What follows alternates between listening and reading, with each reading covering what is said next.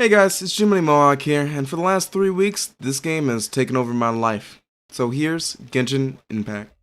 Time for takeoff. What is Genshin Impact? It's a JRPG gacha game with a multitude of characters, and a vast world just waiting to be explored.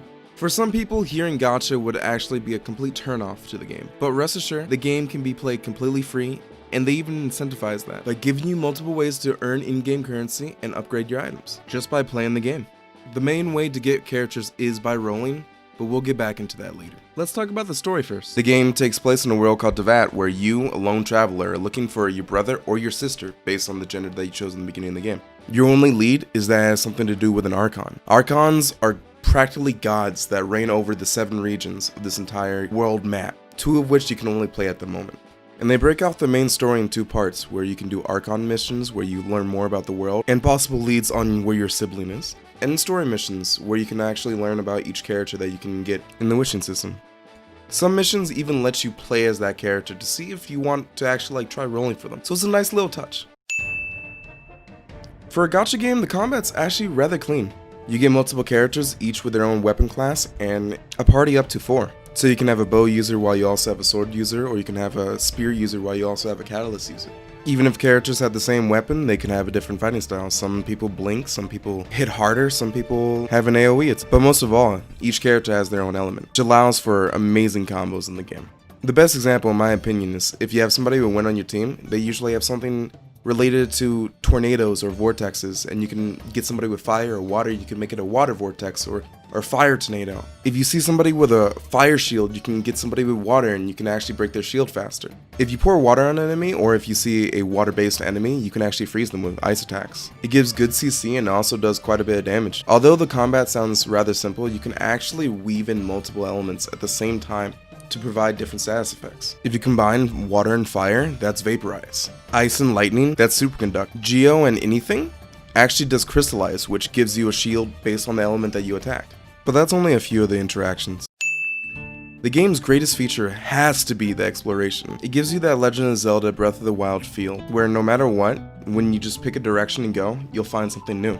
So even if you catch up on all your story quests or Archon quests, there's still a lot of the world to explore. You can find tons of chests for XP and also Primo Gems, the in-game currency, based on the region, either Geo or Animal clusters, which when redeemed at its respective region's statue, will increase your stamina, give you more XP, give you more gems, and also that region's special currency.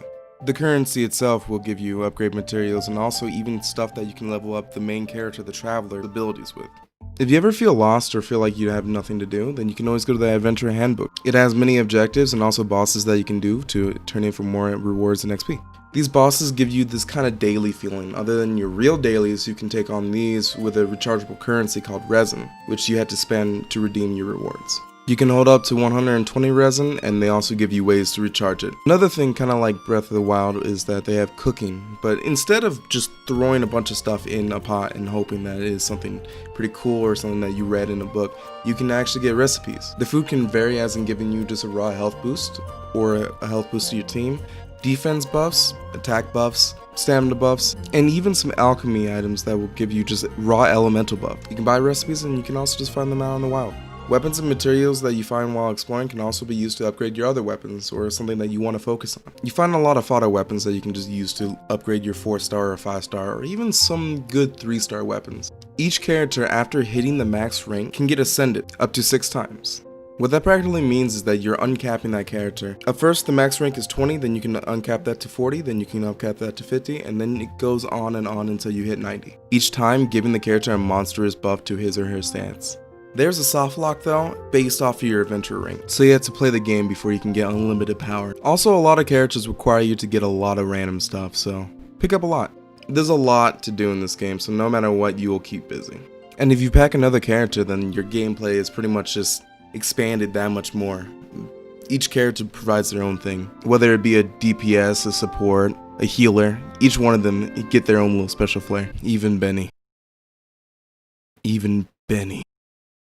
There's also the Spiral Abyss, which is kind of like a roguelike feature, which is pretty neat because you can challenge yourself to see how far you can go, and every 3 stars in each floor will actually give you 100 Primo Gems, which is a lot, especially if you're free to play. All the blessings reset on the 16th and the 1st of every month, but keep in mind it is solo content.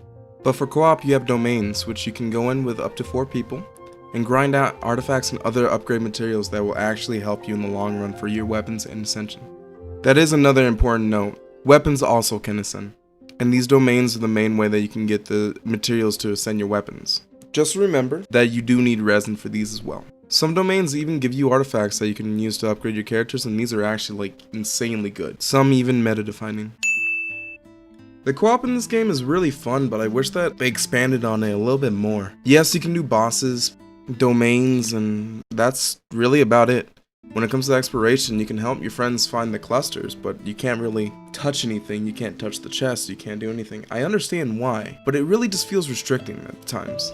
Kinda like you're an NPC in somebody's party instead of actually being like an actual multiplayer party. Don't get me wrong, the game's still pretty fun. Playing with your friends, fighting bosses, fighting enemies, pretty much nuking everything. You can find new ways that characters can synergize, it's really fun, it brings like a whole new element of combat. If you're a higher world level, your friends can't join you, but you can still help out your friends. But it's more like a big brother system or big sister system than anything beneficial for the higher rank. A way that I think that they could fix this is that if each person gets their own separate scaling. For instance, if someone's level 40, they're fighting level 40 enemies, but if someone's level 60, they're fighting level 60 enemies at the same time. The same enemy, but just scaled different. It would definitely be more beneficial for the person that has higher level because they actually get a decrease of rewards based off the level, usually. Unfortunately, most of the co-op is based off of resin as well. So if you run out of resin, there's not really that much to do with your friends. But the game is still new, so I do have hope that they will change things for the better. Or add fun co-op missions. Like the elemental event they're having right now. But again, it is mainly a single player game. The wish system. This game's version of gacha. It's actually kind of fun, even though the rates are pretty rough, to say the least.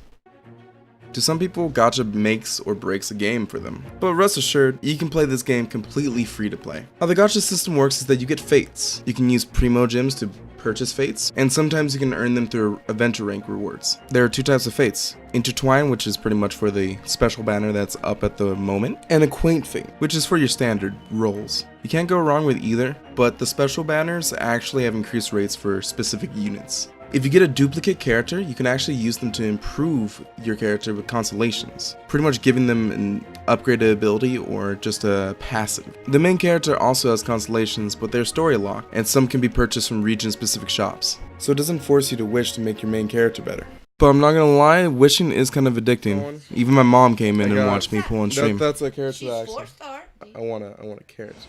Okay! Okay, who's that? Oh, you got that girl. That's not a girl, that's a guy. Oh. I got Venti. The gacha element's also why they call this game Breath of the Waifus, because other than the Legend of Zelda feel, it also gives you, you know, waifus. All that being said, I definitely recommend this game.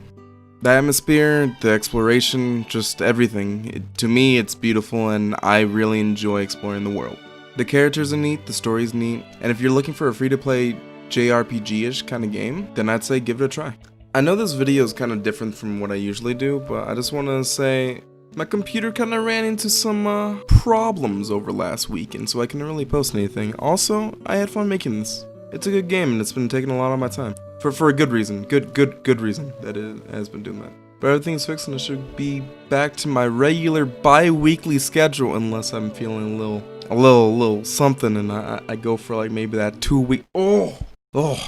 You ain't ready for the 2-week G-Money. That's the old G-Money. But yeah, there's many things that I didn't explain in this video, but I don't want to do a complete 100% guide, and I think that's really neat finding out those things yourself.